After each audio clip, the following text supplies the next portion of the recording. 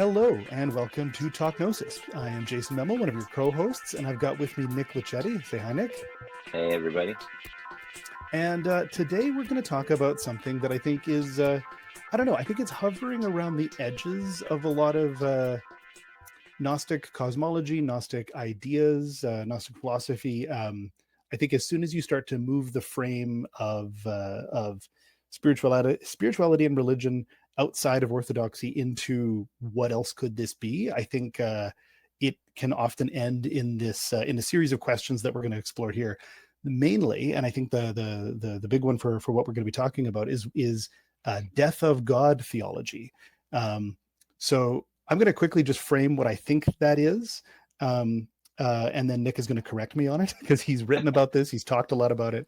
But as far as I can understand now, death of God theology is approaching or like responding perhaps to the Nietzschean phrase, God is dead, with okay, then what next? Without purely accepting that God is dead and nothing means anything. There's a then it doesn't argue, as far as I can understand, death of God theology doesn't argue the point in terms of the death of the God that Nietzsche is responding to.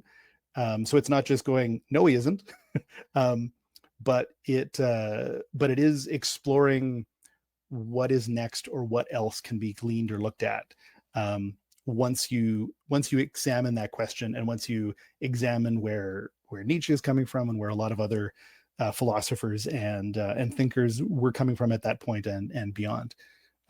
Nick, do I have any of that right? Yeah, I think all of that's right. I think Okay, great. you're perfect. No, I think it's like, I think the hard thing with this is that it's definitely responding to Nietzsche in general. Like usually that's somewhere involved with this. I'm just thinking that I saw once on a bathroom stall in a Catholic worker house, someone wrote, Nietzsche said God is dead. God says Nietzsche is dead. So, which someone seemed like they really need to scrawl this on the bathroom stall. But so I think Yeah. people get really angry about it because they think, Nietzsche, the whole thing from there and saying God is dead feels very threatening. But a lot of the people, in terms of specifically death of God theology as a kind of like post-Christian or post-Jewish, sometimes radical theology, is that these are people who are trained as theologians, and they grew up in the tradition of theology. Usually they were academic theologians, and they were trying to reply. And when this really started as kind of a genre of theology was sort of mid 20th century. So pre kind of the explosion of more evangelical Christianity in the United States, and in this time period where mainline Protestantism especially was starting to kind of lose its hold on Western society. And I think they were trying through this lens of Nietzsche and other kind of thinkers like Freud and Marx and other people to figure out what exactly had happened.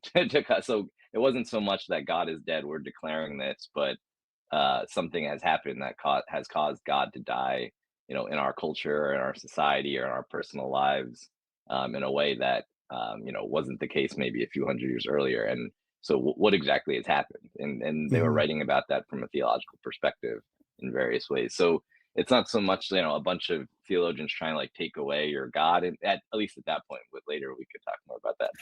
But Yeah. but at the beginning of it, it was more saying like what exactly happened in our culture to be at this point where God seems to be dead. So that was like kind of the first round of it. And I think especially Nietzsche again was not himself saying he's like so powerful that he's like removed God from society. He was also talking about something that he saw in his society, and responding to that. So I think that's kind of the earlier kind of the frame of it. I mean, there's ways it can get more or less radical, I think. Yeah. This might also be obvious, but worth pointing out, because some folks have different levels of I don't know how you'd quite put it, linguistic framing around this. Is that So when we're talking about death of God, we're not specifically talking about the death of an omnipotent, cosmic being somewhere out in space, that was alive and now is dead in some kind of very ontologically specific way. This is like death of God, as in death of, like singular cultural meaning, framing, within a ethical and social structure. Like, is that a Um, yeah, well, I think that's true, but I would say there's multiple types of death of God theology that kind of came out of this time period of the '60s, and depending on who you're reading, it could be more or less ontological. so, mm, so I would think someone like Richard Rubinstein, who's like one of the few Jewish thinkers to engage in some of this, he was mhm, really talking about. He wrote a book called After Auschwitz, and he was discussing, how could we believe in this God at this point after the Holocaust. There was mhm, that kind of grappling with, like, ethics and morality, and the kind of the shattered Europe of the mid 20th century. But mhm, then mhm, other people like William Hamilton, who is responsible for some of the earliest language about this, was also kind of more or less like a cultural critic in some ways, and thinking mhm, like you're saying about the death of God in our culture. There's other people like Thomas J.J. Altizer, who's actually my favorite theologian in this, which becomes actually is very ontological about it. So okay, for him, okay, it actually is and very Christian and biblical in some ways. So for him, it is actually a there was an omnipotent God, or God, the transcendence existed at some point, and for him as a Christian, it was Jesus of Nazareth. God became fully incarnate and actually died, and this was God's plan. So yeah, mm, that for him it's like this, and he's still engaging with what happened in our culture, Nietzsche, all this stuff. But for him, this is an actual kind of biblical apocalyptic situation that's occurred. whoa, So that okay, goes. So really, there's like a continuum of people. You can kind of you know look into it in the way that you're interested in it, I guess. But mm, for some, that on like Altizer starts to kind of fall into it feels very esoteric and much more, maybe I mean, the viewers of this show are probably more like willing to go those ways than other people, and maybe more academic theologians frequently were like, oh, this is just like ridiculous stuff. So mm. it kind of depends, but yeah. Um, uh, and just to kind of even run down that a little further, is then like, is he kind of making the point that like God is dead and he died 2,000 years ago on the cross? Like, is it that? Yeah, yeah, it's Yeah. that. Okay. But on the other hand, God died. I mean, for Altizer at that point, it gets kind of wild, and it's like God died. The creation of everything occurred because of this process of God dying. So in every moment, God dies, and some. So Jesus of Nazareth, Oh. Nazareth is this kind of singularity, but everything revolving around that point. He's a Christian. I mean, Mm-hmm. he's very biblical in that way. Mm-hmm. This is actually everything. Everything that exists only exists because God died, which starts to feel a little bit kabbalistic in this way of God kind of creating this empty space, and then like kind of pouring God's self into it. So there's a little bit of that there, I think, too. But Oh, yeah, that's interesting. so Yeah. it's both Jesus of Nazareth 2,000 years ago on the cross and every moment of creation, kind of. Right. Right. Like that's the, as you kind of say, the singularity point. Like, it had to happen some when for it to Yeah, happen every when, to be yeah, yeah, very weird yeah. about it, if that makes sense. Yeah, no, definitely, Um, yeah, and I love that. I love yeah. Altizer. I love all that stuff. I mean, that's Yeah. to me, that's the really interesting way it gets taken. Yeah. No, that is actually kind of interesting. And actually, as much as I'm the least Christian Gnostic you'll find, I find actually really interesting and compelling. Yeah, Um, Particularly like as it allows you to engage with the idea at multiple levels and at multiple layers. yeah, Um, uh, yeah. Okay. Yeah. So to kind of still thread through the overall uh, way of thinking about this, um, from that like Kabbalisticness of it to even the more maybe like more academic, or the more like nearly atheizing, hmm kind of element of it, like how could God exist if X and Y happened? Um, and that, like, is it all kind of followed by this question of then what's next, or like how do you then yeah. construct beyond that? Yeah, I would say the thing that all of those have in common, and the reason they could kind of be loosely grouped into this movement that for like a brief moment in the '60s became kind of not popular, but at least it had like a cultural impact for a minute, Mhm. I think was because regardless of how they kind of put God being dead, It was really all about how do we live in this, in the wake of this. Hmm. So including Altizer in the kind of more, very theological way that he spoke. I mean, all of it was still, what is, especially in like kind of the mid-century American culture of the time, like what do we do from here? And a lot of Hmm. it is this sense of, and I think this is in back in the sources in Nietzsche as well. It's like how do we live in the present, and how do we live imminently, in our day to day lives, and like kind of the profanity of like 20th century existence without, everything pointing to some sort of transcendent source of authority in our lives. So I think Mm. that really is the, for someone like Altizer, it was like God, this was done for you essentially, like, this is actually God's plan. Other people might have been like, well, we can't have this transcendent sky deity anymore in this Yeah. society, but either way, it Mhm. was, yeah, it was about how do you live, I Mm. think. Yeah, no, that is, and it's interesting is that they are all kind of grappling as well with that, the issue of the transcendent sky Yeah. deity, as intersecting with a world that is becoming uh, bigger, weirder, worse, Hmm. other, from what some of the initial sort of monotheistic conceptions were, where like you could kind of like wrap your head around moralizing sky deity when you're not connected via the internet, if that makes sense. Like, Right. Yeah. you know, Yeah. um, Yeah. like when you're not kind of wondering how could tragedy X be happening because you don't know Hmm. tragedy X is happening. You're just knowing that like your town had a sunny day today. Like, Yeah. I mean, I I think don't, there's another. Oh no, good. well, I was going to say, I don't want to also fall in the trap of suggesting that people in older times weren't intellectually rigorous or capable. Like, Hmm. I don't want to suggest that that's the case, but maybe it's just about the width of framing when you have to think about like billions of people versus millions or hundreds, of people. Like how you Hmm. that changes your ethical framing of how you make meaning in the world.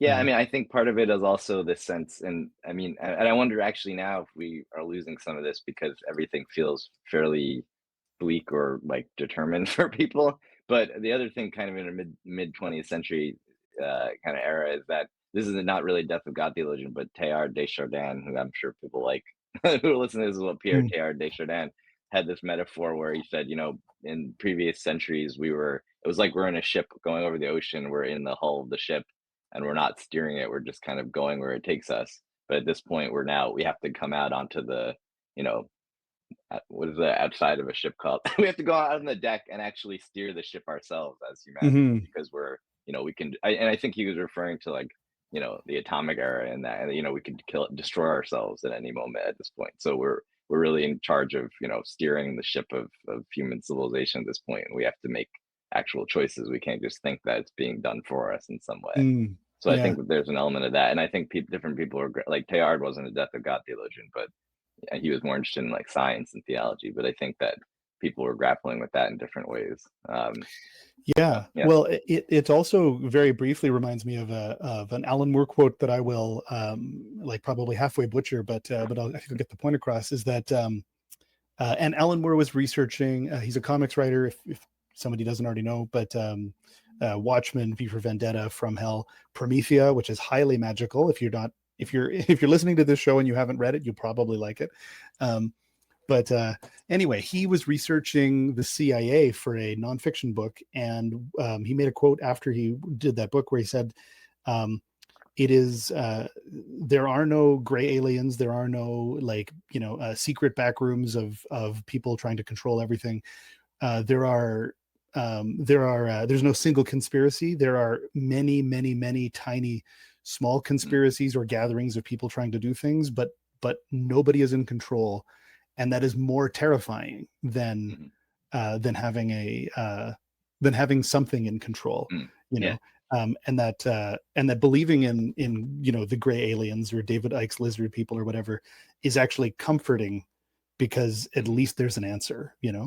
um, which Mm-hmm. is, I think, also like I often say that I think that that's kind of what I often call the Gnostic trap, is Mm-hmm. that a lot of folks just discovering Gnosticism only go as far as going, okay, this is why the world sucks.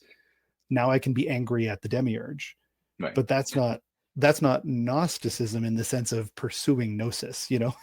Yeah. that's that's just shifting the ontological frame to comfort you about discomfort, you know. Hmm. Hmm. um but I mean, anyway, yeah, yeah, I sorry, think go that ahead. relates to what we were talking about before the show too, with like Platonism and this kind of this move to Platonize everything, or at least to think of Hmm. things as, how does any kind of individual um, thing relate back to some universal essence or thingness of it, So, Hmm. and I mean, it'd be interesting to hear more about like the Demiurge and kind of Platonic universals, because in some ways I hear that with what you're saying with the Alan Moore quote, where there's this one system. People want there to be this one system, even if it's a bad thing, like a conspiracy that's controlling their lives, that everything Yeah. that happens, you can relate back to this one kind of transcendent, absolute sort of system or structure. Hmm. And then Hmm. this kind of line of thought is like, you can't do that anymore. You're actually kind of down here in the dirt or something, and Yeah. you have to deal with everything as it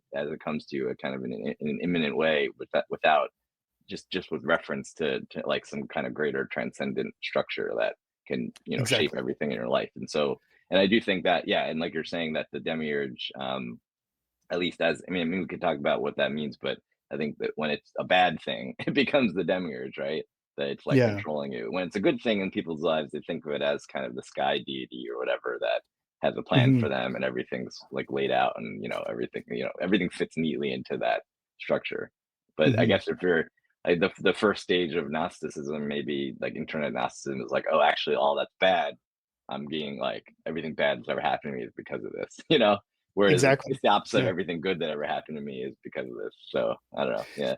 No, I think that is exactly it, and I often like that's why I call it the Gnostic trap. And it can also turn into kind of a and connecting even to Nietzsche here, I guess, like kind of a deferred nihilism, Mhm. where you're by saying this world is bad because Mhm. look at all the bad stuff that is happening.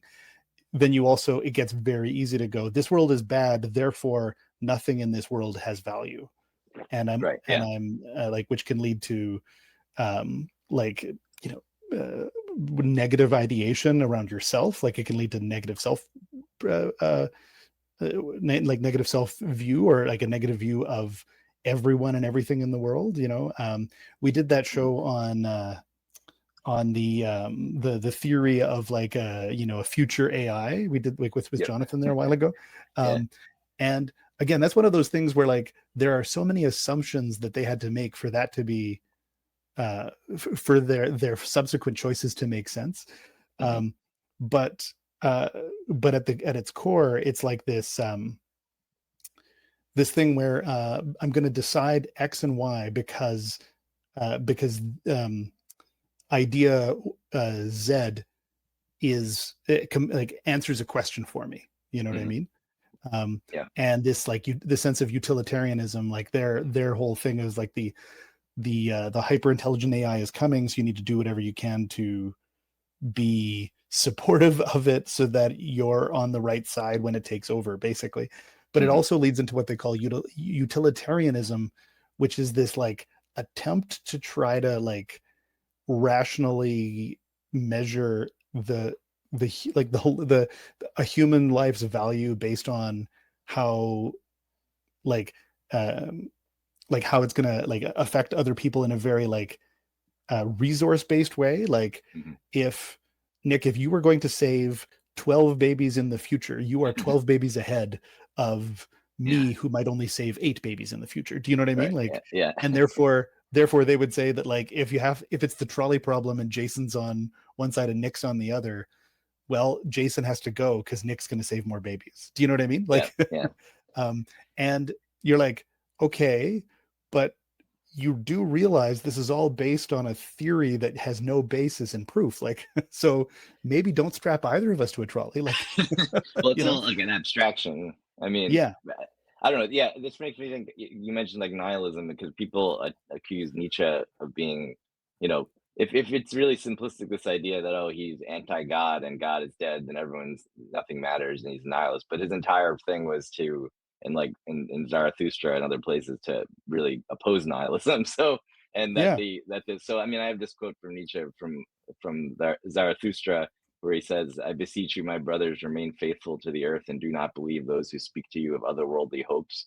Poison mixers are they, whether they know it or not. Despisers of life are they, decaying and poison themselves, of whom the earth is weary, so let them go." So just this idea that, obsessing over this transcendent deity that structures your life and gives it meaning actually makes you despise the things in the earth that are actually around you. And I think there's that real kind of theological way of talking about that, but also like you're saying, obsessing, even if it's like about how many babies, abstract, non-existent hypothetical babies will you save, and that Yes, structuring your life now is, again, you're pointing to something that's like with reference outside of your actual, everyday existence to do that. exactly. Yeah, yeah. So It's always shifting the frame outwards and other, yeah, which ends up devaluing your own life, your own choices. yeah, Um, and I think too, like I want to kind of note here, like if we've got a listener who or a viewer who like they find a lot of value in a less troubled or a less complicated theological relationship with God and Jesus, etc. Like, um, I think like we're not necessarily saying that like we're not trying to convince you that you the listener that you should hmm, stop following that or believing in yeah, that. Um, uh, but I think the reason we're talking about this on a show like Talk Gnosis is that most folks come to Gnosticism because there's a level of questions around how that meaning frame is being made that are not generally not answered under a standard system. You know what I mean? Um, yeah, yeah. I think that you can have a sophisticated, more traditional faith that doesn't actually cause you to kind of despise, like Nietzsche is saying, like despising the things of the earth. Like I do think there's ways of there are more sophisticated theologies that are still more traditional, but I do think, I mean, mhm. the thing that I see that you're kind of comparing when we're talking about the Demiurge is that just because you think you've come to Gnosticism and kind of freed yourself from this traditional Christianity or other religion doesn't necessarily mean that you've freed yourself from this type of thinking, really. It doesn't. Or if Exactly. you think you're an Yeah. atheist who's like an what is it, altruistic, uh, what is it, Oh, effective altruism, right? yeah. Exactly. Yeah. That kind of rationality doesn't mean you're free of this either, just because you're an atheist or something. Like it's not. So Yeah. I don't know. Yeah. No, 100%. I think there's a there's always the thing of like uh, this came up when I think it's Audre Lorde. This came up in our AI chat with Damian Williams, Dr. Damian Williams, which was an amazing chat. If you're listening to this and you are you if you're curious about how to think about AI as an esotericist, please listen to that chat. I'm so proud of how that conversation went. But anyway, he said something as related to AI stuff, but I think it also fits here. Is Audre Lorde's quote, "The you can't dismantle the master's house with the master's tools," Mm, um, and that when if your spirituality, um, especially your spirituality of rebellion, if you're rebelling against standard monotheism or what mm, have you, and you're like, oh yeah, the standard monotheistic god is actually the demiurge and I'm smarter than that and I'm uh I'm beyond that, etc. It's but like if you're still not actually then going, okay, now what do I do? How do I engage with the world? How do I find gnosis? How do I actually pursue the experience that the spiritual genre is named after? you know mm, um then it means that you have to then go, okay, what's next? I'm not going to just map all of the assumptions I made while I was in monotheism to the new system one level higher. Do you know what I mean? yeah. Yeah. It's not like okay, Yahweh is actually the demiurge and the monad is actually the good, and great, now I'm done. I can just do everything I was doing before, but now I can hate that. Do you know what I mean? Yeah. Yeah. Um, it's like no, the lens has to get wider, Hmm. which is I feel like what this death of God theology is asking is like Hmm. it's pushing the lens of meaning making to kind of go wider. Yeah, I mean, I think that this Would that make use of, sense? yeah, I think Demiurge is useful for this as well, and I think part of it is because for me, like the use of that phrase is a demiurge is like a creator of a world or a sustainer of a world that claims that that's the only world that exists, or Mhm. this is the true world, this is the system that we live in, and then everything else outside of that frame is not real, and the demiurge is wrong about it. So for me, like, you can have like a demiurgic. I think I asked you and Jonathan once, because I was writing it for my thesis, like, what's the archontic or archonic or whatever, like, different. But Oh, when I say that, sometimes like, what's the adjective for this kind of process, right? Like, it's yeah. creating, because you can exist in worlds of, like, like nationalism or various ideologies that you've created, or images that are kind of, that the only world that you live in is these world of images, and you're not outside of it. Like, anything that's creating a world that you think there's no frame outside of it, and that you're done within that, is usually not. I mean, I guess this is now my own personal opinion, but usually once you think that you figured that out and you're in that system, that's like the true system, probably there's something beyond that you're missing. So that's kind of how I take demiurge to relate to this, I think. Yes. um and so, yeah, and then I guess to think about that more is, and I think I alluded to this at the beginning, that I think some people would say, well, some of this death of God theology that kind of erupted in the 60s, especially, that was a time where maybe it seemed like Western culture was moving beyond some ideas about a transcendent God, but clearly we didn't sustain that. And that into the 80s and 90s and 2000s, there's a lot of belief in transcendent deity that's shaping a lot of our politics and our life, and many people's, individual spirituality. So does this really matter anymore? And that's where you get to this, detective to murderer concept, which I know we were talking about, which is this idea that actually that God, it's not that God died and we have to figure out how God died. It's actually that God is really dangerous and needs to be killed, which is a little bit, again, but that was specifically William Hamilton, who's a theologian, who wrote about that in the 80s, when kind of the rise of kind of very hardcore, like, conservative, right wing, nationalistic Mhm. Christianity started. Um, so yeah, I am fascinated by that. So the so to dig a little deeper into that. So from detective to murderer was is the mode there yeah, it's his phrase. is Yeah, and the detective portion is where you're still in the Nietzsche area, where and like and some of these other theologians, where you're kind of going, okay, something happened, yeah, what happened in culture, what happened in this experience. um uh but in this case, God isn't dead yet. There's something right, that's, yeah, you're investigating, like a potential murder or something like that.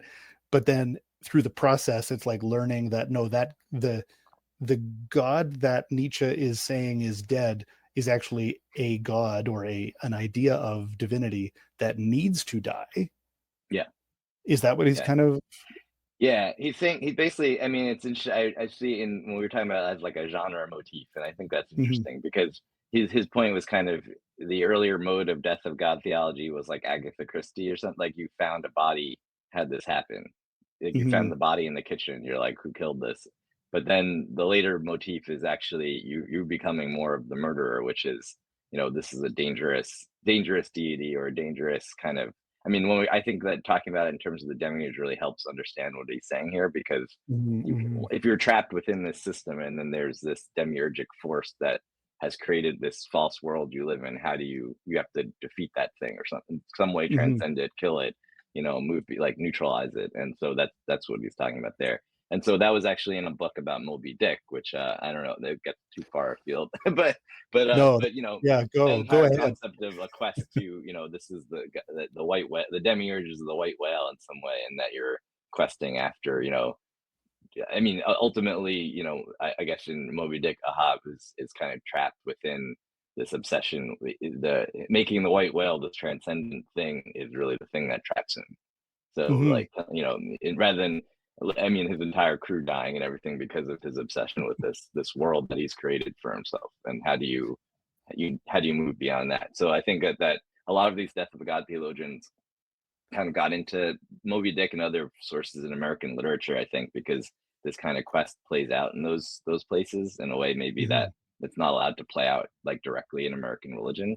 And they also mm, often, some of them got actually in trouble for saying these things, and ended up having to teach literature and not theology. So that's another, like, William Hamilton ended up, like, and Altizer ended up being English professors because they were mm, no longer allowed to teach theology. So But I think that you can see that kind of quest. I mean, for me, that the genre thing, like detective to murder, is like a film noir kind of genre, Hmm. and I think that I don't know if I've said this on here before, but I think the last few years that's a very Gnostic structure, Yeah, and there's yeah. a lot. I mean, you could see it really obviously in the more like cyberpunk things like The Matrix or whatever. But I think Hmm. even in Hmm. old school film noirs, there's a sense of there's a force that's really powerful and way more powerful in the protagonist, and has created this world or this structure that you're living in that traps you, and has Hmm. like kind of agents everywhere that are around every alleyway that are gonna hurt you. And Yeah. how do you get out of that world? And so it has like a demiurgic kind of feeling as well. There's also something like I can't think of a specific instance in terms of fiction right now, but there is, I feel like, a trope in there, or like an experience we've seen in narratives where the detective is starts the story because they've been brought in to solve a particular crime or mystery, Hmm. but as they're working on it, it turns out that the person who committed the crime is uh, innocent from a moral perspective or innocent from an ethical perspective, Hmm. and the person who was killed or had the crime perpetrated on them is actually guilty at a moral level or guilty at an ethical level. Hmm. Yeah. Because they are the one who's uh, like in charge of everything, kind of thing, or the crime that happened to them was a reflection of like sort of non cultural justice. You know what I mean? Um, like a vigilante justice being perpetrated on somebody who's committed a terrible moral crime that Hmm. isn't a legal crime. Hmm. You know, and so Yeah. then the detective is sort of going like, well, I've solved it, but um, I'm not going to bring human justice, like legal justice, to play because it's not morally just. If that makes Mhm. sense. Yeah, Um, and I think that there's an element there where eventually the case stops being about being able to solve it in some way that will just give you the answer, but it actually mm, becomes there. I mean, I'm not the first person to say this, so I don't want to act like I'm like I came up with this, but like a detective is like a Gnostic in the sense that they're searching for truth or some sort of knowledge that will free them. So they're mhm, always on this quest for knowledge, but ultimately it's beyond, just knowing who committed the murder or something doesn't actually produce the freedom, especially in like the more film noir versions of this. mhm. That and maybe in the Agatha Christie ones it kind of does, and that's maybe the metaphor is that the earlier version you solve the case, but later version just knowing what happened doesn't mean you're free from this world that's kind of corrupt that you're living in, which is Exactly. goes beyond Yeah. that. So I think that's that's the aspect. Like you're still trapped in this kind of difficult moral universe. Mhm. There's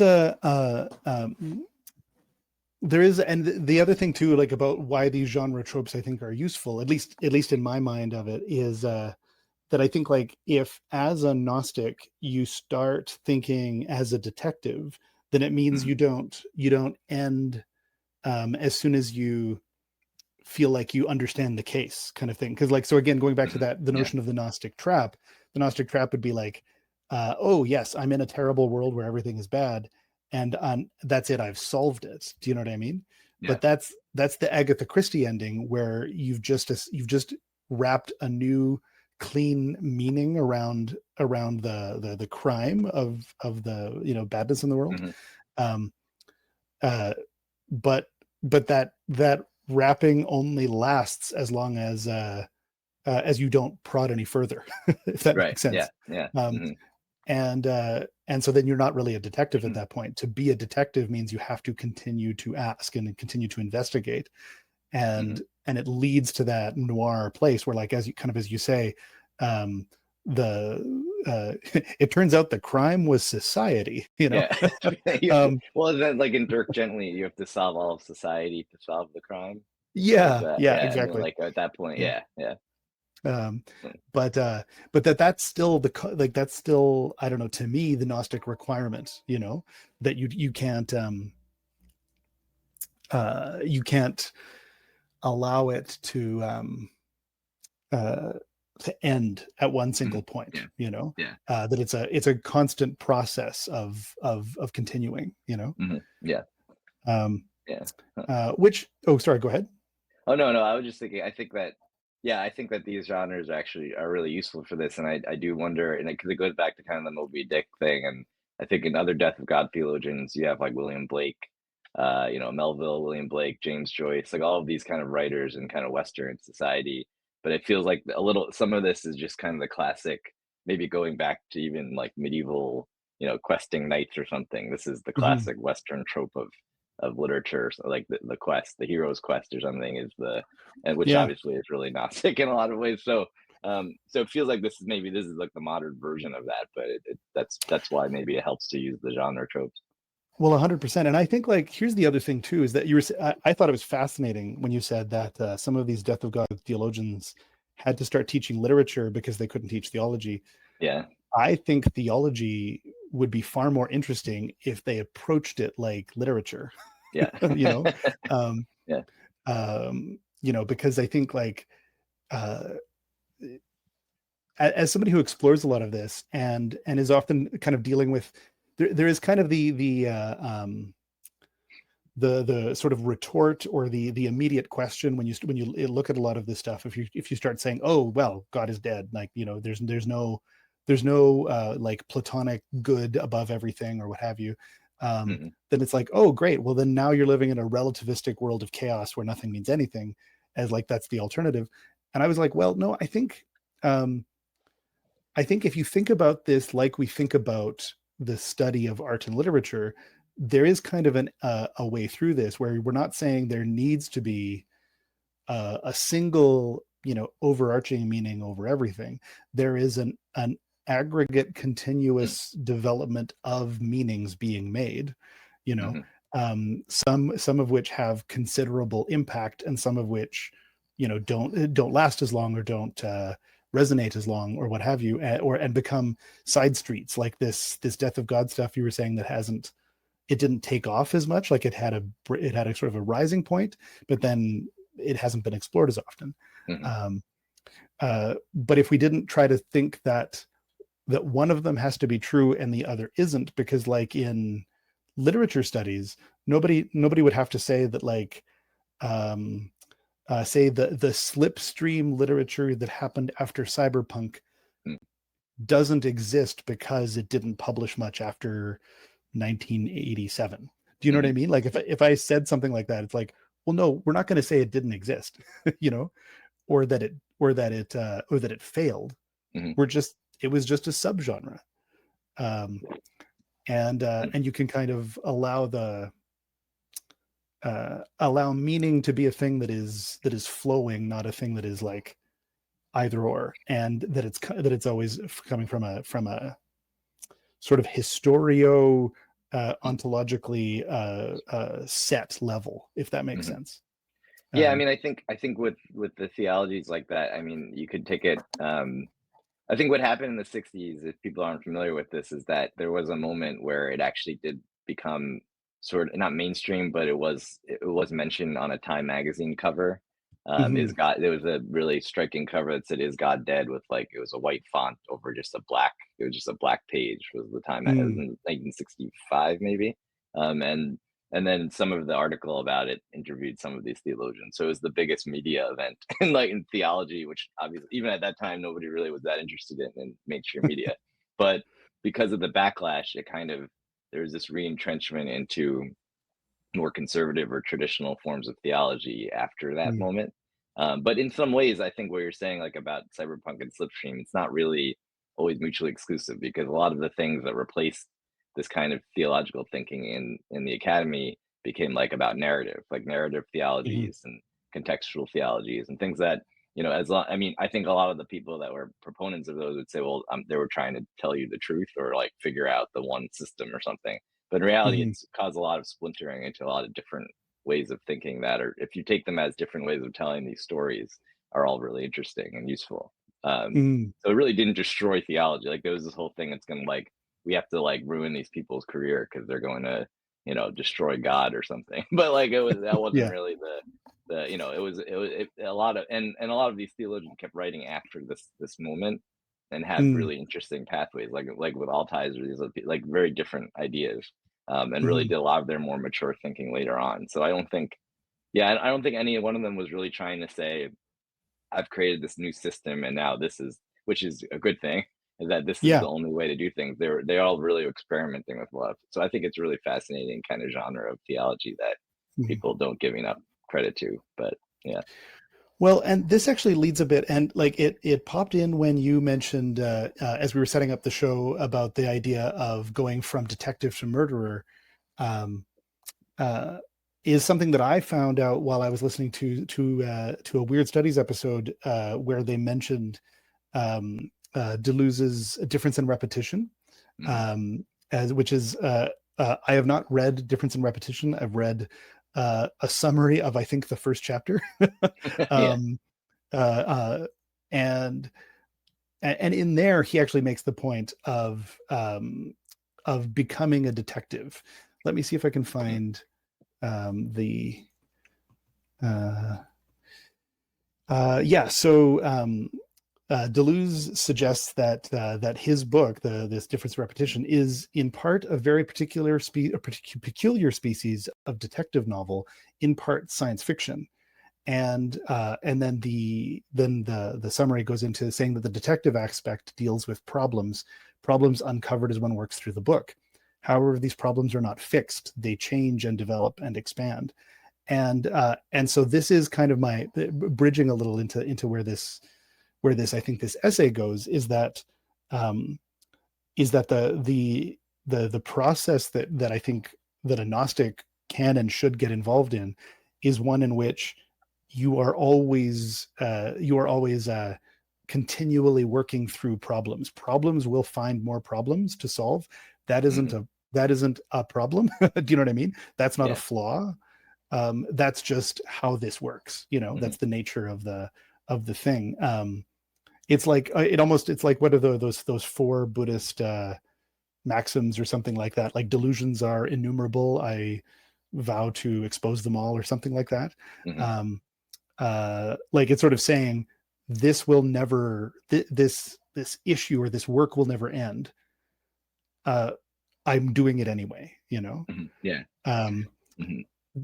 but also too that like what it offers, I think, is that to kind of hopefully to kind of go back into the sense of like both genre but also then the what next of it is that every question you ask as you go through this allows you to um, start applying a what next element to the world around you, to your own spirituality, rather than finding an endpoint and staying there.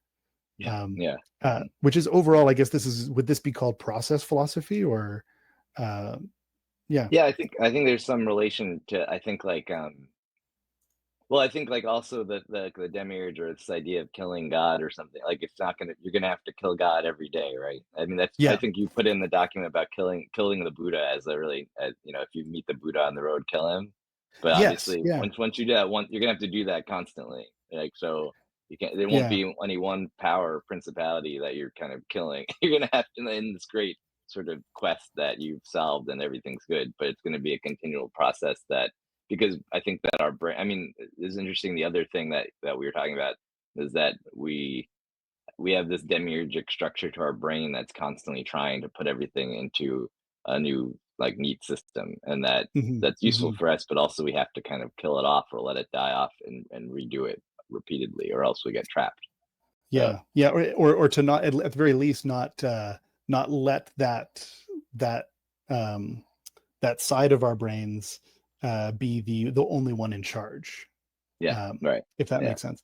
Hmm. Because I think that's um, like this is sort of the real sort of paradox of it, and I think this even came up in one of our parish chats with with someone there, with when I say parish, I'm involved not in any kind of, not in any priestly sense at all.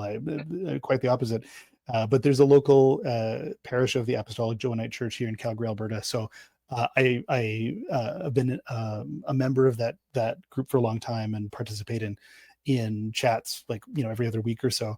Um, and where we were kind of getting into is this issue of how do you know how can you examine your own frame of references as you apply it to everything else, How do you know, like, how can you assess what truth is, and like what, and how to integrate the fact that we're making systems of abstractions all the time to be able to interact in the world, so that you and I can have a conversation. We need to use language. However, the language is itself an abstraction away from a purely experiential form of being, you know? Yeah. Um, and so it's like this thing of going, yes, I'm going to use language, and I'm going to acknowledge that language is insufficient, you know? And it's like the ability to hold both of those at the same time, and not need the language to be the endpoint, or to let pure experience be the only valid thing, because then you're just kind of standing there dazed by everything, and you're not breathing and eating and, you know, like participating in the world and like having a family and things like that. Which is just like not productive, but or productive in the sense of like moving through the world. I don't mean like productive in a capitalist sense.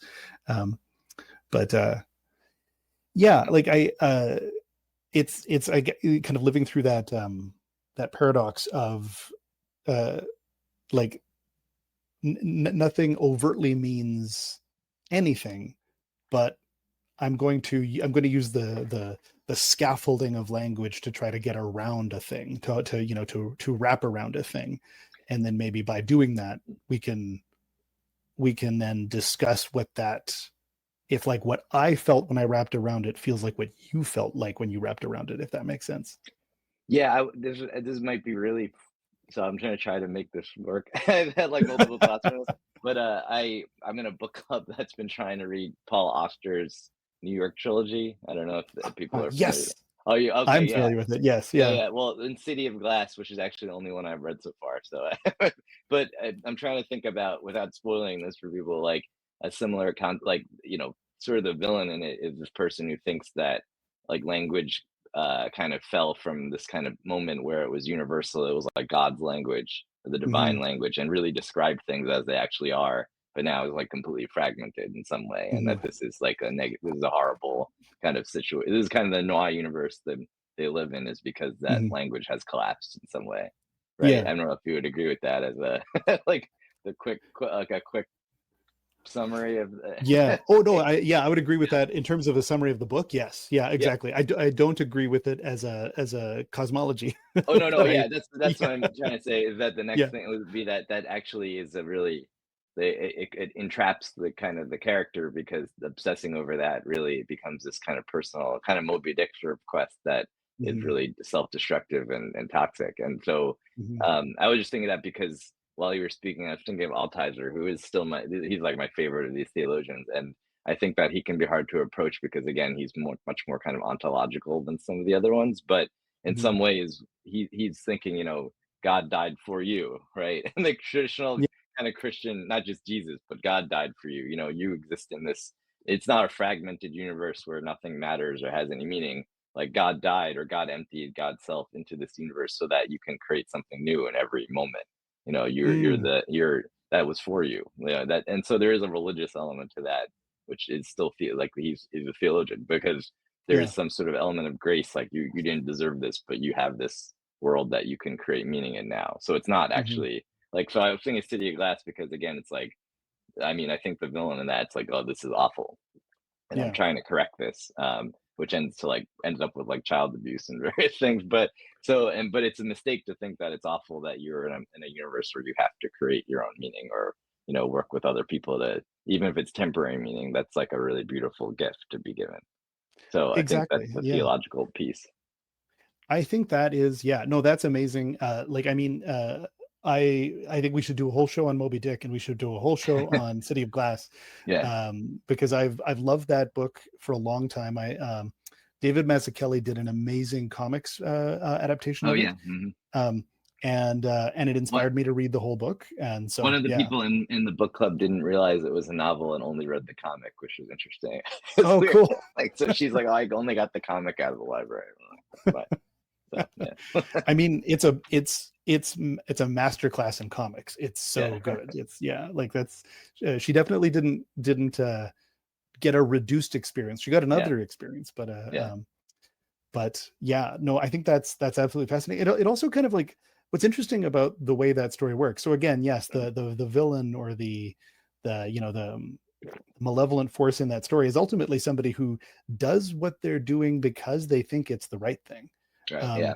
Um, but it's based on an assumption of an external a source of goodness or source of perfection that then becomes an easy way to validate terrible actions. Yeah. Yeah. Like, I'm doing this terrible action that is, like, on its face cruel, but it's necessary. You know what I mean?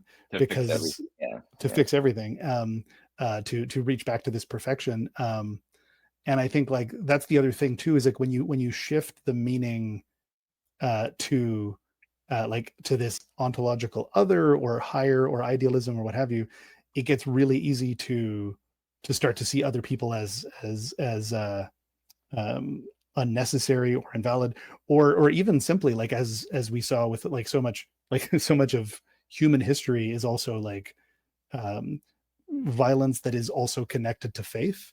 Um, like, Yeah. the early Christianity were often killing each other. There's like a Roman emperor or historian or something that said, like, there is no animal more rabid than Christians with each other.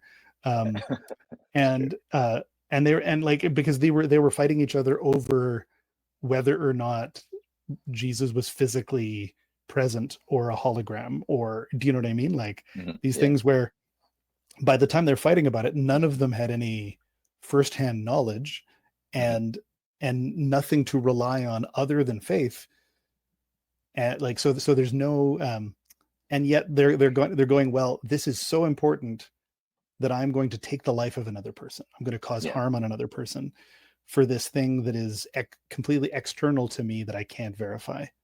You know, Yeah. I'm Yeah. I'm taking away the actual moment to moment meaning of this person in front of me because of the externalized, ostensibly eternal meaning that I think is more Yeah. important.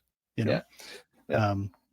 which is, I think that's, I mean, I'm recapitulating now what a lot of these earlier Death of God theologians were saying was the issue. It's like, Yeah. that's not that shouldn't happen. We Yeah. shouldn't be Yeah. killing each other over this. If there's somebody we should kill, it's Yeah. this God, which is maybe, like, just as a to kind of like bring it around a bit, to focus more specifically on a Gnostic frame of it. Um, would it be fair to say that, like, that like the way, so this is always one of those things where, like, my desire to be accurate combats with, like, my ability to try to speak quickly on the point. But, like, I would say popular impression of Gnosticism, because I don't think it's actually the accurate representation of Gnosticism, but the popular experience of it, or the early understanding a lot of folks have of it, is essentially um, uh, the monotheistic God of the Bible is actually the Demiurge, and Jesus was an expression from a higher other entity, named various things, possibly the monad, um, and that's an experience of love and connection, um, and the and that, like, you need to pursue Gnosis to try to get to reach past the world that's been created by this Demiurge, this negative world. Um, that's sort of the popular expression of it, and I think it maps pretty cleanly overall to the kind of God that Nietzsche is saying is dead. Yeah. But do I have that right? Because I guess even as I say that, is the God that Nietzsche is talking about also, like, the maybe a God that is also maybe more like sunshine and rainbows and everything's going to be fine, and that's like that don't worry, the heavenly realm is perfect, like that kind of, that is almost a coddling kind of element. Yeah. Is that in there too? Because that's not the Demiurge. The Demiurge isn't going, everything's going to be fine, it, like in popular Gnosticism. But yeah, so I guess I want to know, like, is it a 1-to-1, or is it more like there's evil Demiurge, which Death of God kind of addresses, but Death of God is also kind of dealing with this other thing? I mean, I think if you take it as like the kind of, the Wikipedia Gnosticism, like this is the one narrative that it is, the Death of God kind of theology would end up kind of pulling in that as well on some level, because it would just say that, well, no, I mean, you're still with this Gnostic story, you're still kind of, and in the traditional, I don't think this is always accurate about Gnosticism, about like hating material reality and all that sort of Mm-hmm. stuff. That's the traditional understanding, but that'd be very opposed to what Nietzsche was saying, because the idea isn't to be like, one day I'll escape this realm that's for this transcendent realm apart from this corrupt material world, that Mm-hmm. everything will be perfect because I'll be out of this corrupt, this creation, and my spirit will be free or whatever. Like that's definitely not what he would be saying. And I think that the Death of God theologians like Altizer or William Hamilton would actually, and I just have to think they would say this. I think that Gnosticism, as this more traditional stereotype of Gnosticism, was floating around as like a negative concept in the theology of the time too. So Mm-hmm. sometimes you'll see Altizer say like, we don't want to be, not we're not Gnostics, like we don't believe that the material world is evil. Like we're actually, I'm trying to have us actually live in that world. So but then I think later in his career, I think he was brought to more of an understanding that that's not really all that Gnosticism was, partially because he started being Yeah. accused of being a Gnostic by other people. So Yeah. there was another theologian, a Catholic theologian, who said actually Altizer is basically just a Valentinian Gnostic, and had this whole book that sort of traces it, which is a whole other topic that Jonathan and I talk Yeah. about a lot, which is like Jacob Boehm all the way through to like Death of God theology. Mm-hmm. But so I think later he understood actually it's a bigger term than that. But yeah, I think that traditional narrative of the Demiurge is this like created the material world, that's evil, but then there's this greater, more abstract, almost kind of truly Mm-hmm. transcendent deity.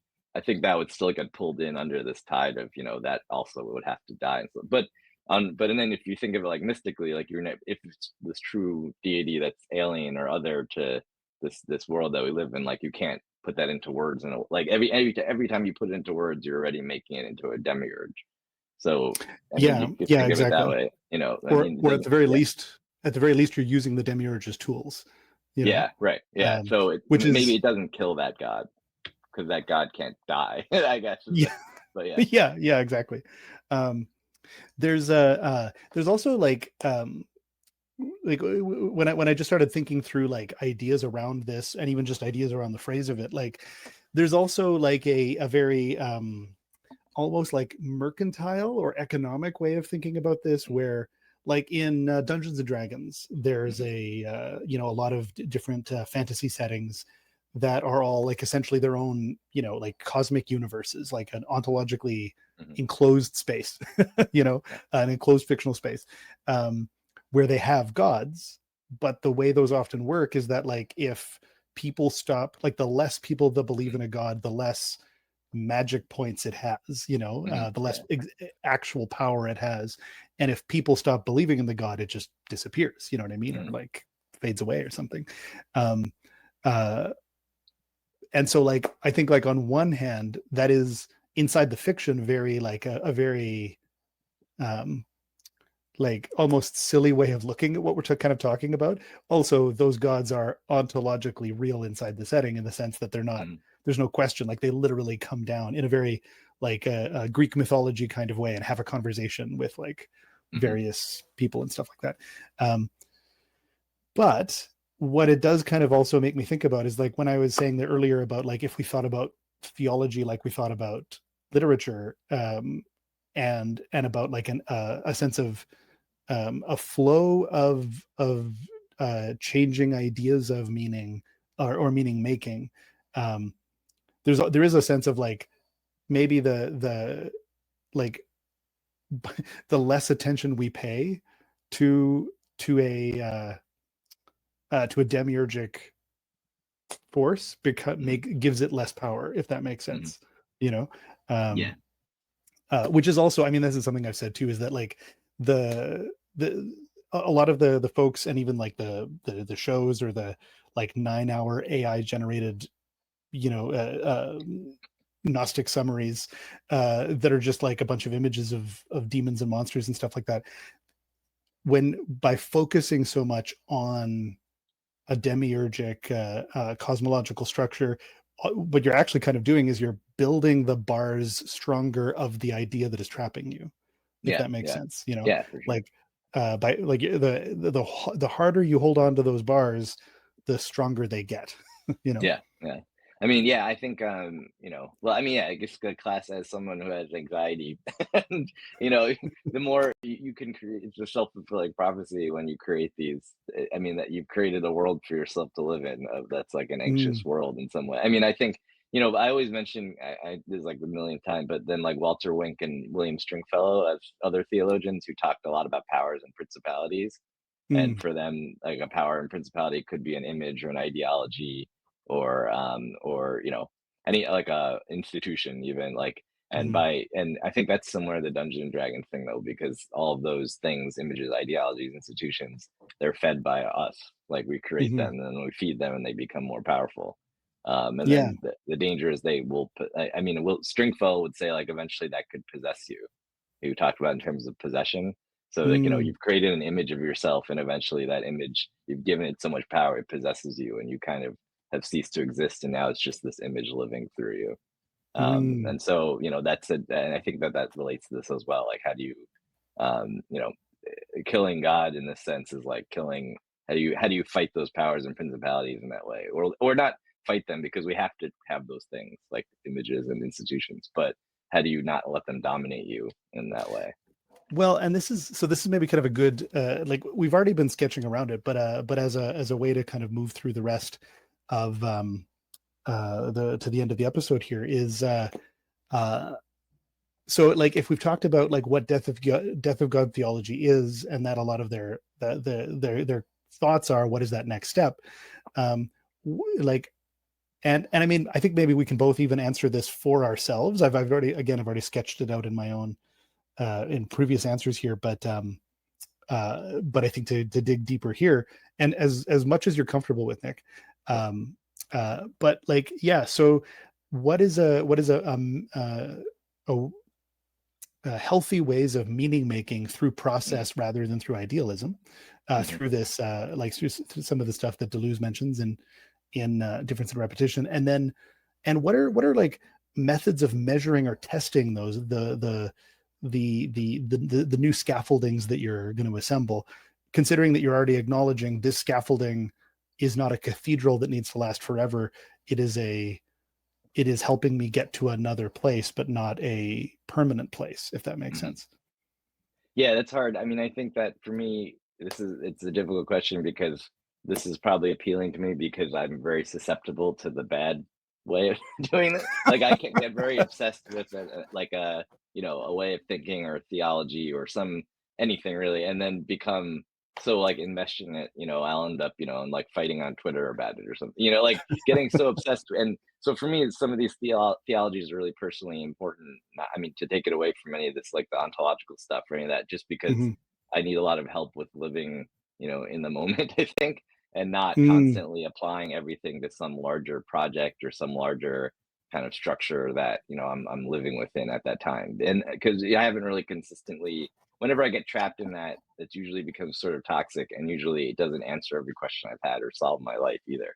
It's like a way mm, of avoiding, I mean, what Nietzsche is talking about like living in the earth as it actually is in the body. And so for mm, me, it's very just personally speaking. Um, yeah, I mean, I think it is about being able to tell these stories and create meaning in the moment, but also for me, it's about trying to stop living with reference to something in the future or beyond myself or anything outside of this present moment and time and body and geography, and so it's the practice of that. Like that's why this theology is really helpful to me, I think. mm. I don't know if that really answered your question specifically, but No, no, that's I why I think come to these things.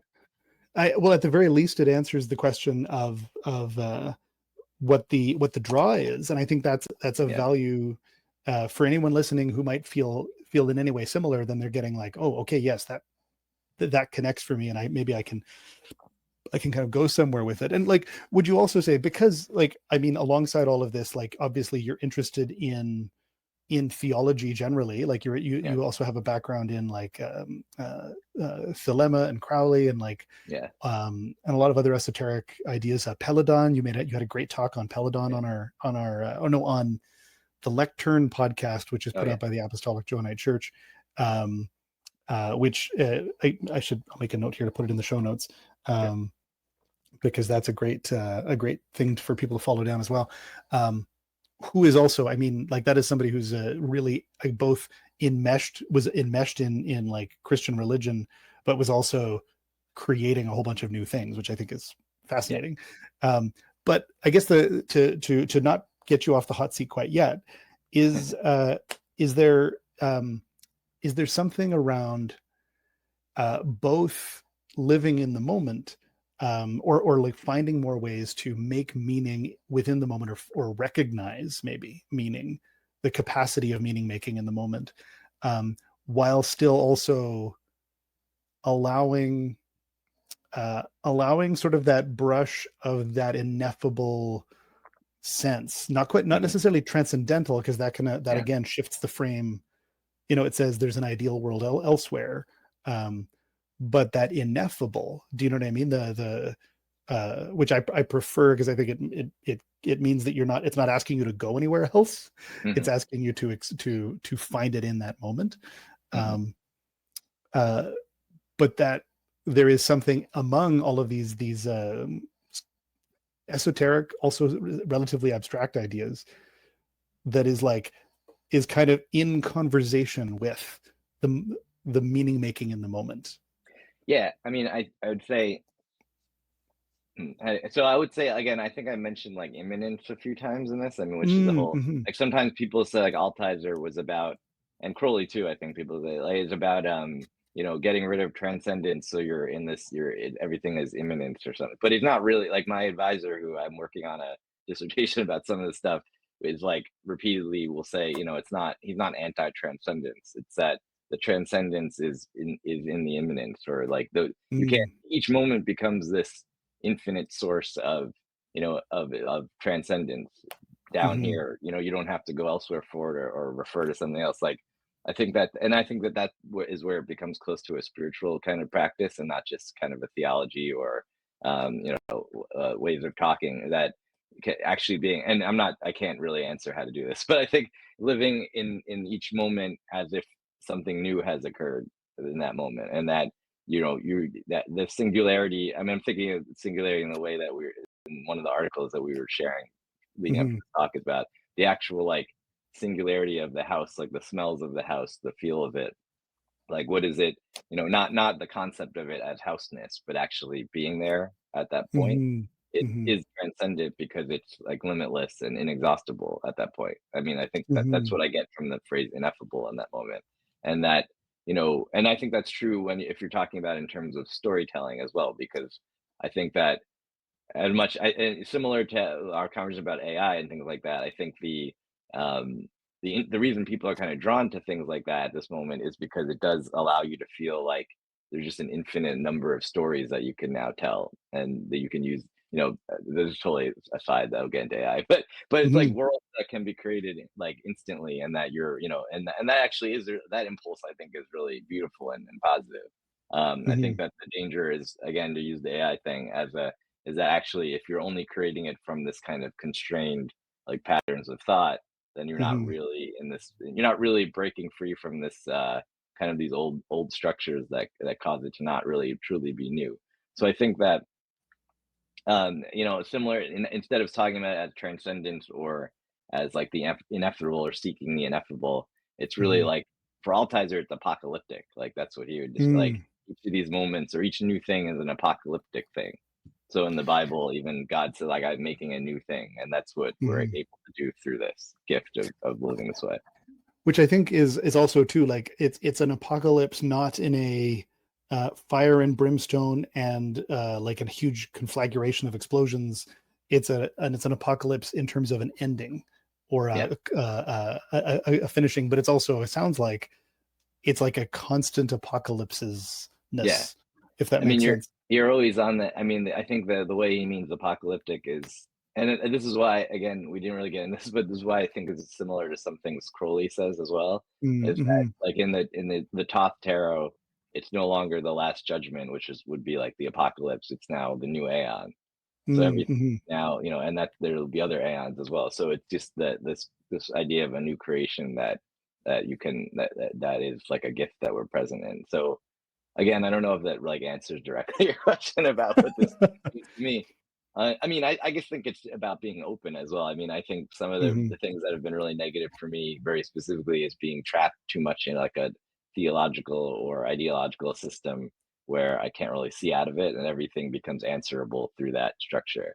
And I think Mm-hmm. when I moved more into this kind of theological thinking, it's been very freeing in the sense that I'm still exploring all of those ideas and things like that, but it doesn't ever have to be like the final place that I'm at. And because it's not going to be anyway. Most people move Mm-hmm. through multiple ways of thinking. And each time you Yeah, do that, it doesn't have to be like a crisis where you've like failed. It's totally. like a positive way. So I think that Yeah. just to be specific for the ways people think who listen to this podcast, I think. Totally. Yeah, yeah. And I kind of want to talk about it further, but maybe I should actually just tell people to listen to the other episode that you and I did on Crowley, Yeah. because I think when you talked about the one of the main things of value there was his 0 = 2 equation, Yeah. is that it sounds like it was even there trying to really kind of ask you to shift away from a binary and look Yeah. at an immanence, you know. Yeah. Um, now it's also, I would say, go and listen to that episode, because we also get into the fact that it's like that interesting idea is also essentially obstructed by Crowley, you know, like he gets in his Yeah. own That's way, true. you Yeah. know.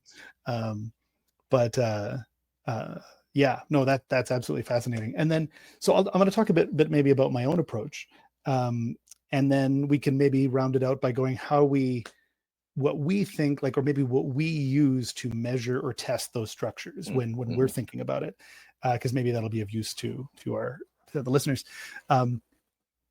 But so yeah, so like a lot lately, like probably I don't exactly know when, but over the last maybe 5-10 years or so, I've been increasingly interested in classical stoicism. So this is not the modern equivalent propagated by somebody like Ryan Holiday, which is more of a self-help Gnostic or stoicism. Uh, uh, I don't know if I said that, if I said classical Gnosticism or classical stoicism, but classical stoicism. So that's Seneca, Marcus Aurelius, and Epictetus. They have precedents, but we don't have many of those texts. These are the sort of the three classical Stoics that we have the texts of. I've been really engaging with that because at its core, it's not. This is a philosophy that is, in a way, it's kind of process philosophy in the sense that it's kind of saying, here's the situation you are in. Mm-hmm. What assumptions are you bringing to it, and what are you going to do next? Yeah. Um, it also tends to um, point to the fact that you are in a society, so it is reasonable to participate in that society and to participate to the health of that society. So I find it to be an approach that tends towards ethical and moral behavior, not not as something that is handed down as a rule, but as a thing that is clearly a rational thing to do. Like it's a thought through, reasonable thing to do. Um, so I've appreciated that as a philosophical frame around a lot of questions around like my own reactions to things, my reactions to the things around the world.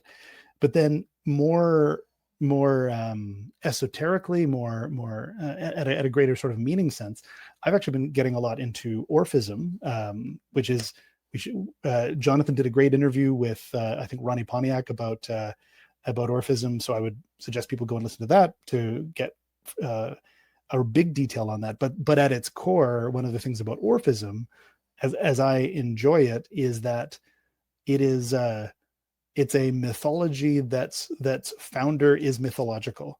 So I'm not being asked to believe in any particular history for it, which I find I really appreciate. And it's also at its core about experiencing the world through poetry and through art, which is, as a theater artist, speaks a lot to me. Um, uh, and it also means that I judge everything I'm doing as I explore this this method of meaning making, in terms of how impactful it is at a meaning level, and then through Stoicism at a moral and ethical level as well. So this has been a way that I'm making my meaning through classical systems that I can point to a lot of ancient stuff for, and have robust symbols and images for, but that keep me free from feeling like I need to be moored to those ontologically, if that makes sense. And yeah, and the more I engage with them, the more I find them to be fascinating.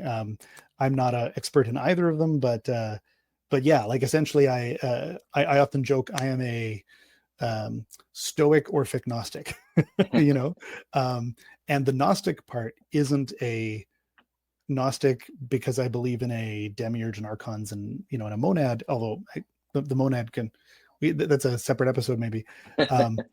But it's that I am critically questioning the systems that are handing me. That's the Gnostic move, I as I see it, as a search for Gnosis. And my experience of Gnosis tends to come through art, which is again where that Orphic stuff comes in. Yeah, so that's kind of again, to anyone listening here, maybe that's my way of navigating through the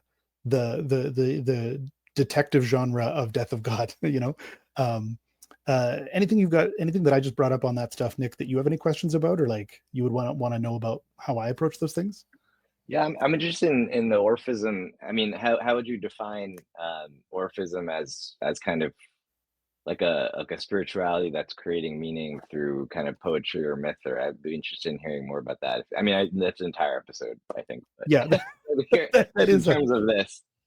Yeah, well, so I think like because like the for me the core myth of a lot of this Orphic, um some of the there's actually many of these core myths, like, but one of them is actually that like Dionysus was like torn apart by Titans and eaten, and then that's how humanity came up of the from the Titans, but we all have little bits of Dionysus in us, which is again very Gnostic. But that the fact that the traditions as we have them through history, as far as we know, were often involved around artistic explorations of these things, like explicitly like people writing Orphic hymns that are Orphic poems. Like it's a series of poetry. To me feels like it's like I don't have a faith in a particular, like in Orpheus as a being, if that makes sense. Yeah.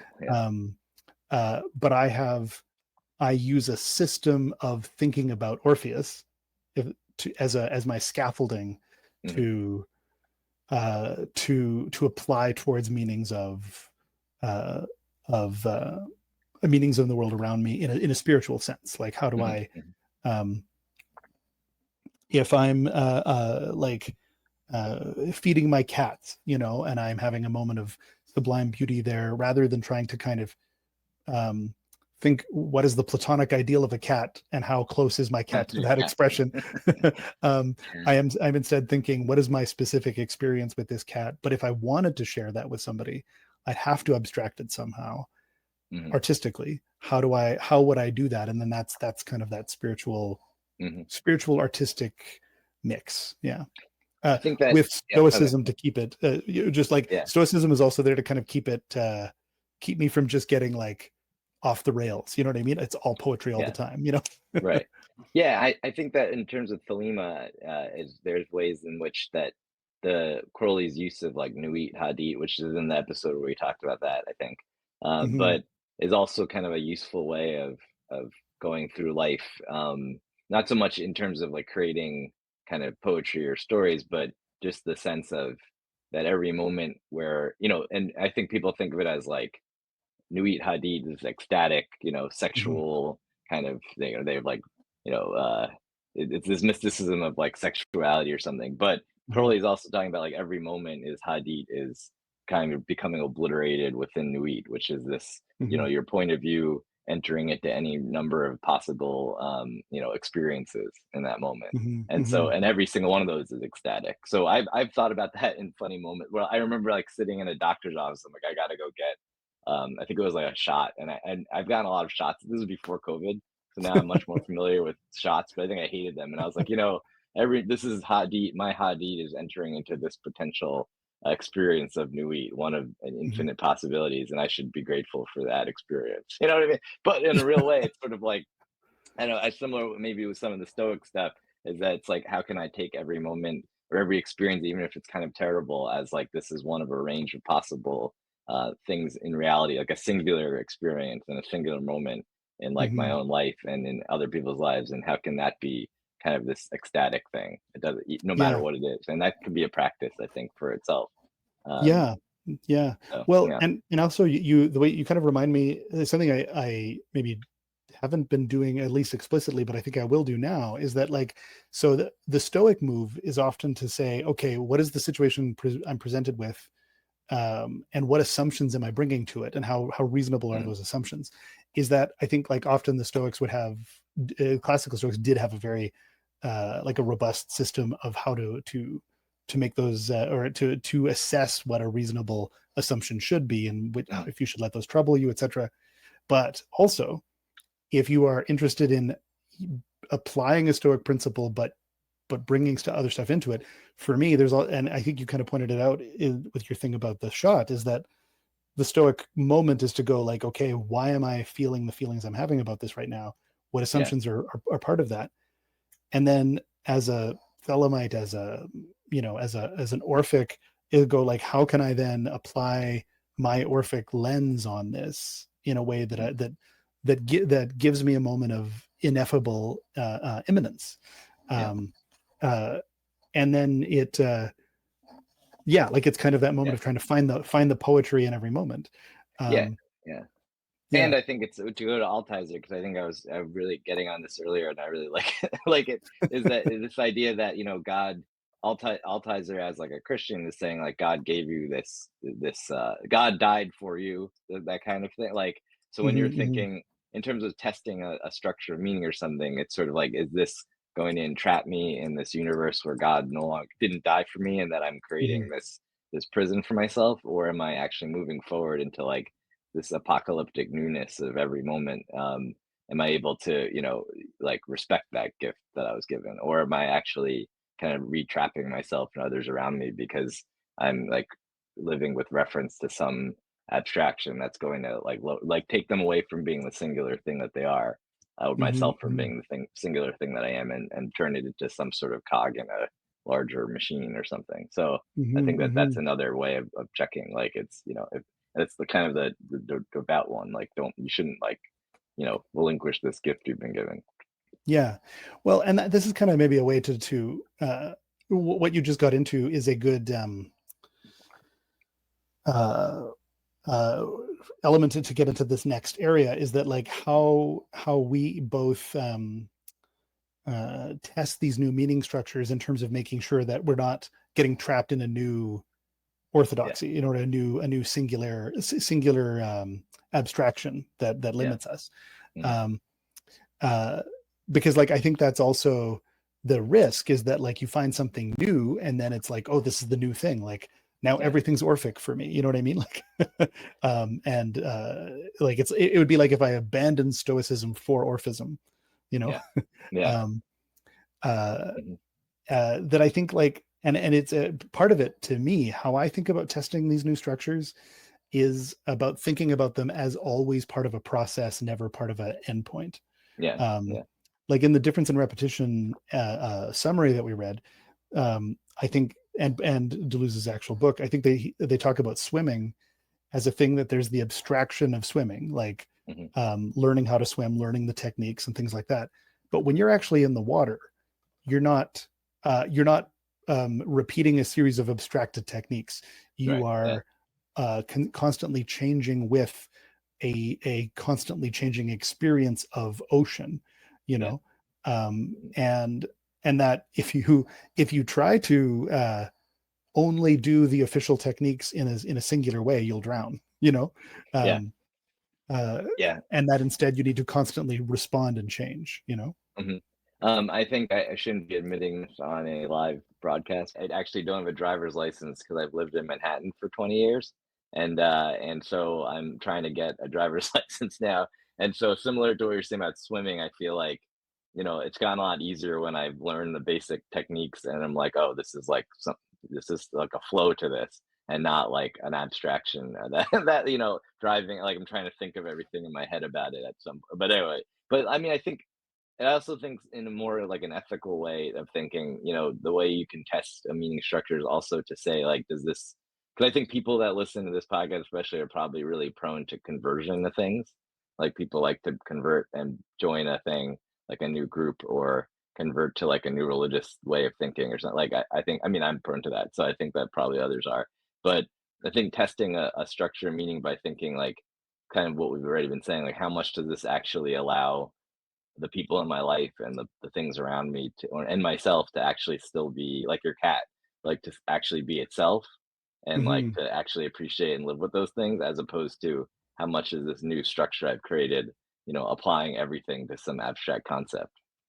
Like, Mm, yes. I heard what you're saying in terms of like catness, like, is my cat the proper, cat? Like, does my cat fulfill catness properly? Because then once you start to say, oh, this thing is failing, that leads to a lot of the ways of behaving towards each other that I think is really, really dangerous. So, Yeah. I think just that ethical test is it actually making my life fuller and better in some way? I mean, kind of important. That seems basic, Yeah. but I don't know if people are doing that a lot. I 100%. I think like, and that's the like it's always the trick. Like I talk about the Gnostic trap of of essentially this deferred nihilism, but I also I guess want to address that like people are clearly craving the community of saying this world sucks, and and I feel like ontologically bereft, because of that, and I'm looking for an answer. So it's like I want to kind of say I get that. Like I'm Yeah. not saying that feeling is wrong and that you shouldn't be feeling it. Um, I just don't want people to end there. Yeah. And this is kind of, I guess, my other method of measuring is that if whatever system or faith or tradition or philosophy that you're getting into, um, if if either it demands or you are Mm, putting upon it a mutual exclusivity, that it mhm. has to that it has to be singularly true and that nothing else can be true, Yeah. um, that is probably uh, at least something to be considered and edited in your approach. Because Yeah. if you're relying on a mutual exclusivity, there's I feel like you're eventually going to come into a situation where it breaks, and Mm, then yeah. you either have to do something, you either have to follow it because you're following it, or you're um or you're like you're bereft again, if that makes Mhm. sense. Now Mhm. Yeah. now you don't have another structure. um Yeah. Mm. yeah, anything else to add to that? No, I mean, I think I would keep going, but but I would say that That's the true. thing that I do appreciate about when you talk about like parish talks is, and the AJC, I would say, as a, I'm not even a member, but to plug it, is that actually having a communities that exist in a place and have some responsibility towards each other is not Hmm. that common. I think with a lot of esoteric groups these days, and I think Mm, that and so, I mean, I've seen it described in one way, it's like vertical versus horizontal communities. Like, now we live in this mm, time because of social media that we can think, if we hate our life and we hate everyone around us, we can, and I've been there, we could think, oh, these people online get me better. This is like yeah. my real life. I'm this important person, and they see me. But then, the people that you have to interact with on your like day to day life, getting coffee or something, are like nothing. I think that that Hmm. becomes a really problematic way of seeing the world. And so the reason I like it as like vertical and horizontal, that vertical is like people we only have these bonds with through, we have something in common and we only can speak online. And I mean, I know you online, so people can have really good relationships through this too. But the danger is just, I think, when, and it doesn't have to be, geographical, but it could be other things. But again, a vertical relationship becomes similar to this relationship with like a transcendent thing that gives it meaning. Like, these Mm, people have meaning to me because we share this esoteric affinity or something, as opposed to, Mhm. I have to be around the people in my everyday life in some way. But you do Yeah, need to have some sort of relationship with your actual kind of the world you're moving through. And I think a narrative that kind of takes you away from that starts to get to this cultish sort of way of behaving. So, like the 100%. future Yeah. AI. So, I'm responsible to the future AI, and no, I really back that, and not to like anybody around me. Exactly. And it's funny, like when you mentioned the community. So we did an episode, Jonathan and I, recently, where we covered a Gnostic survey that I put out on various social medias to try to get people to fill out, and we got like, I don't know, like 80 answers. We didn't get, like, it's not like an exhaustive coverage of the global Gnostic population. But what was interesting is that one of the main things that people said that they were either looking for um, or were part of was community. Yeah. And that was as a theme above even like, oh, Mm, books or podcasts mm, or yeah. YouTube or what have you. It was community, that was this thing that's a desired. And I think you're exactly right. Like, so one thing that comes up for me a lot in my life is that people go like, Jason, you say you're not Christian, you say you're not um, like, you're not interested in that, and yet you've been like the longest serving member of the parish in the town that you're in, or in the city that you're in, Calgary here, um, uh, like, of a ostensibly Christian Gnostic church. What's the deal? And it's like, and I say that it's because the community is level-headed and open, and Yeah. like the AJC is also, I think, really wonderfully non-dogmatic. A lot of Yeah. times their priests on various platforms will say, "Oh, I don't speak for the church," etc., and it makes it sound like it's because there's an official doctrine they're not allowed to say. Hmm. That's not it. It's that they're really avoiding trying to tell you what God is. Yeah. They're Yeah. trying to let you show up and talk to them about what you're feeling and experiencing.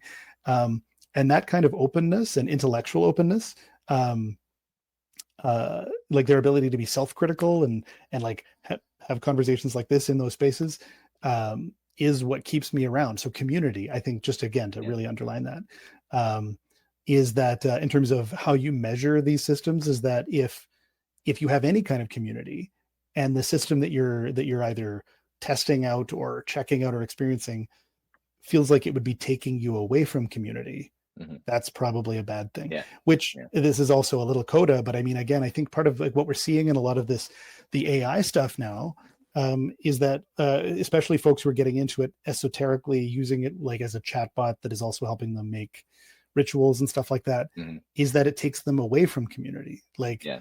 they'll Yeah. they'll post like 80 mid journey generated images and like 200 pages of chatbot logs, and go, hey everybody, look at this amazing thing I did. And we're like, well, we're not going to read that because we don't have the time, you know Yeah. um and so you go do your thing, and then that's taking them away from community. Yeah.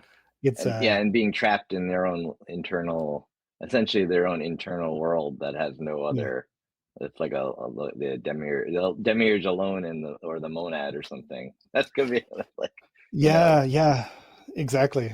Yeah. yeah, And well, yeah, so listen to the episode I did with Damien to yeah, get into very specific reasons why that's not a good thing at a technical level. yeah, yeah, um yeah, but yeah, that aside, um yeah, no, I think this has been great. It's been a really yeah, wide-ranging chat, and so thanks for anybody who's listening, who's still listening. yeah, yeah, um but I think there's a lot of good stuff here. Yeah, and I think there's going to be, Nick, there's going to be a lot more conversations between you and I. yeah, We need to get further into Moby Dick, and yeah, like I'm all over that. And to Paul Auster, yeah. um, Let's do that. yeah, That'll help me finish reading it. So if we do that one day, that would be great. maybe an interesting moment. So we'll tune out after this. Is so I love that trilogy. I love the book. I love the comic, and then the comic maybe by the trilogy. And I was in New York with my partner at the time, and this is before I was really involved in this whole world, Nick. So I don't think we would have even had a chance to know each other. Mm, Otherwise, I would have given you a call. yeah, But I was in New York, and I we'd rented a hostel, and we had like a kind of a private room. And at one point he mentions a street corner, like an intersection. And I was like, that is frickin' outside. We are at that street corner right now. and that to me was one of those moments of sublimity, like of artistic impact, that like that doesn't make the New York trilogy a holy trilogy for me, but it was a moment of synchronicity that allowed me to feel even further engaged in the city and experience that I was in at the time, through the value of a writer who can be really abstract. Yeah, I guess just to tie it into this is that I've thought about it because I actually think the book is one of the most accurate portrayals of like the geography of New York City in real life. So a lot of other books or movies won't really, you'll be like, you couldn't go this way to get there. But he so meticulously describes where he's walking. I'm familiar with a lot of those areas as well. So it does actually make you feel like the walking, which I also experience. Again, I don't have a license, so I just walk around everywhere. So, walking for hours in Manhattan, it's very accurate in that portrayal of how that feels and how you're very present in your body doing that. And so, yeah, I mean, maybe that's one of the practices that could be is positive in that book. It's like how to be present through walking. Yeah. Well, we've been walking through a whole lot of ideas here, and I'm looking forward to doing more of it. If there's anything in here where, as listeners, as viewers on YouTube, that you want us to dig deeper on, a question you had, please feel free to drop a comment and let us know, or get in touch with us in the various ways that I think Nick and I are out there. And yeah, I think with that we'll close it off. But again, thank you so much, Nick, for talking me through how God of a type is dead. Now, like, let's make a new God. Let's make our own, our own moment, our own immanence. Yeah, thanks for having me.